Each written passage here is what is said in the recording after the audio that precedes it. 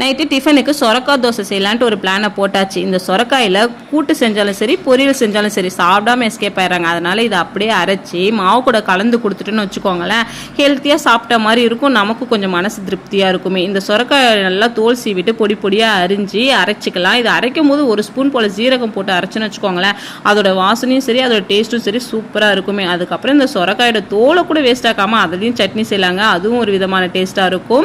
இன்றைக்கி இந்த தோசைக்கு நான் பெருசாக எந்த ஒரு சட்னியுமே செய்யலப்பா. நான் காலையில் வச்ச சாம்பார் அப்படியே இருந்துச்சு, அது நல்லா சுண்டை வச்சு சாப்பிட்டாச்சு. அதுவும் இந்த சுண்டை வச்ச சாம்பார் இன்னும் ஒரு டேஸ்ட்டாக இருக்கும். யாரெல்லாம் சுண்டை வச்ச சாம்பார் சாப்பிட்ருக்கீங்கன்னு மறக்காமல் கமெண்ட் பாக்ஸில் சொல்லுங்கள்.